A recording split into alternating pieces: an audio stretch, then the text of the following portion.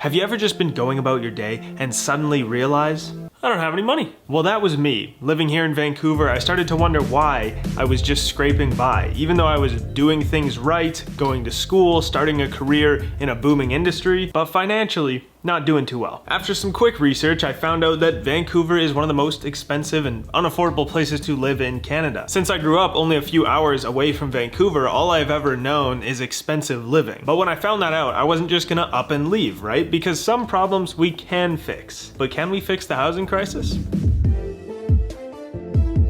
In this video, I wanted to explore the housing crisis, see what prices are like, why they are what they are, and also if there are any solutions to the problem. Being in Vancouver the last 5 years, I've seen the house prices go from expensive to very expensive. And if you're like me, you may think, will I ever be able to afford one? The average detached home in Vancouver in 2022 is around $2 million. And last year in 2021, the average was $1.6 million. So that's a 20% increase in just 1 year. So I'm just filming on my phone to look a little less suspicious filming houses, but this house behind me, where the camera's looking at, is pretty expensive. To the normal person not living in Vancouver, they'd probably guess the property is worth maybe $1 million. I kind of wanted to show people who aren't familiar with the Vancouver market what it's like by showing a house. Just a quick life hack: if you're in Canada and you want to see how much a house is listed for, if you see a for sale sign, you can type in realtor.ca, not an ad by the way, and it'll show you what the price is of the closest houses to you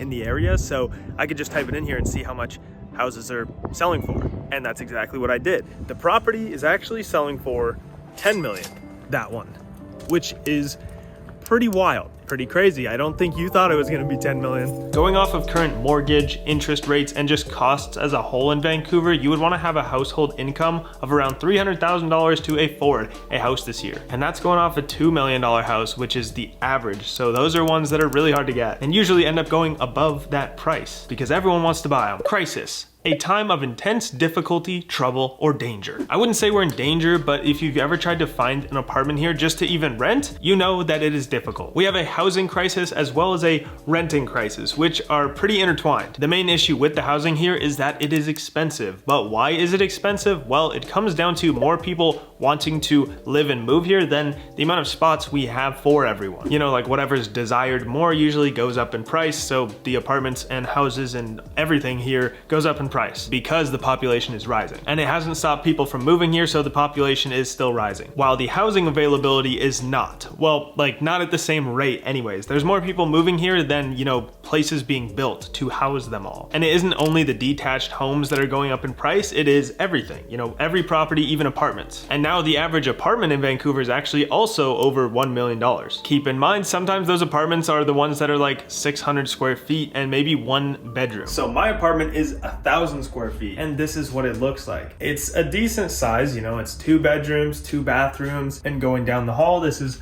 one of the bedrooms, decent size. Primary bedroom, which is definitely a lot bigger. So that being said, some people are paying $1 million for an apartment with 1 less bedroom, 1 less bathroom, and about half the square footage, half the space. Going forward, the city is prioritizing more efficient housing, which means more people in less area and more properties in less area, which means if you had a dream of a single family home detached, just like I did, that dream may be fading away because they're becoming more expensive and also just more rare because they're getting built less and less often. Now really quick, let me tell you about the sponsor of this video, Simply Financial. So Simply's global money transfer service allows you to send money internationally with no fees. They've also got a new feature, their cash pickup service, which allows you to send money and your recipient can pick it up in cash. And they're actually the only bank that provides that cash pickup service for no fees. You can send up to almost $3,000 a day, get $50 back on your first transfer when you use the code CASH, and you can also send money in a bunch of different currencies like USD, euros, and a handful of others. And actually sending money is really simple. You just add the recipient's info that's on their ID and then select how much money you want to send. Then you receive a MoneyGram reference ID and you give that ID to whoever you sent the money to. And just like that, you've sent money internationally with no transfer fees. I'll leave a link to Simply's site in the description of this video if you want to check them out. And back to the video.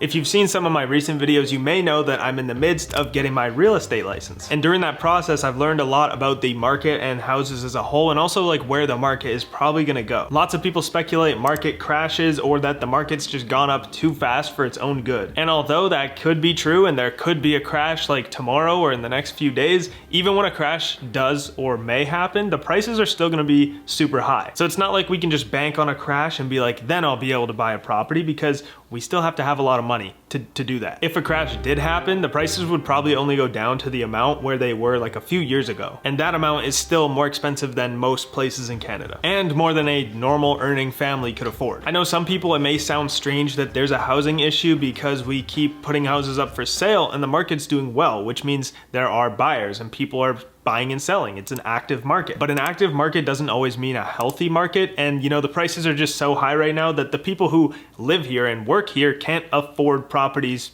here. Most people can't even afford to get into the game of real estate or owning a property. Because if you have the money to get into the market here in Vancouver, most likely, you know, you'll make a profit if there's not a crash. But again, they're just so high that the average working person cannot afford to get into the game at all. I know a lot of people, when thinking of moving to Canada, they either think of Toronto or Vancouver as some of their options. And although housing in Toronto is no joke either, and you know, pretty expensive, the average house price is lower than the average house price in Vancouver. And also the average wage in Toronto is higher than the average wage here. So buying a property is more attainable living in Toronto. Although it's not easy still, it's more attainable. And that's because of the lower living costs and the higher average salaries. I've asked myself, why don't I just live there then? But you know, it's not only about owning a house or having a little bit more money. They are big things and I would like to have those things, but I do like Vancouver. To figure out a little bit more of what we might be able to do about the issue, I wanted to talk to someone who knows a little bit more about it and has also made some videos on the topic already. Welcome, Tatum. Do you want to introduce yourself really quick? So I'm currently a college student studying political sciences at Langara. I also have a small YouTube channel where I make videos on Vancouver. Cool, let's get into it. I got some questions for you. What's like the number one thing that has led to our housing crisis? Like, Vancouver's a very unique city in the sense that there's single family homes literally right outside the city. There's a lot of still single family areas which haven't been rezoned, and there's a lot of people that grew up in those areas that don't want to sell and that don't want development. Exactly, yeah. The way the Americas was built with sprawling single family neighborhoods is just not sustainable anymore. Like, a lot of housing is built by private developers, so they're going to be motivated to make what's profitable. Are there any like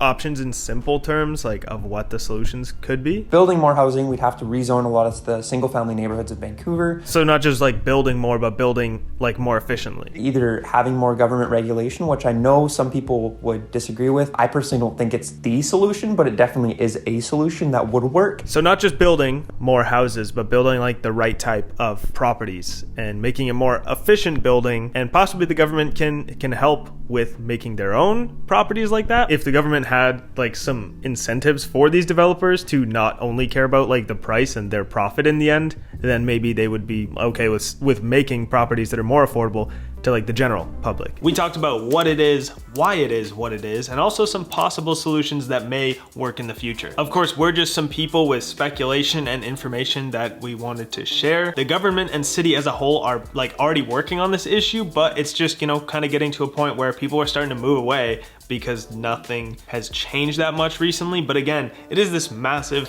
thing to tackle. You can't just flip a switch and fix that kind of thing. Is Vancouver still worth it? Well, you can get my opinion on that in this video above, where I talked about that whole topic. If you learned anything from this video or enjoyed it at all, consider leaving it a like. It really helps the channel out. I'd appreciate it, and I'll see you next week.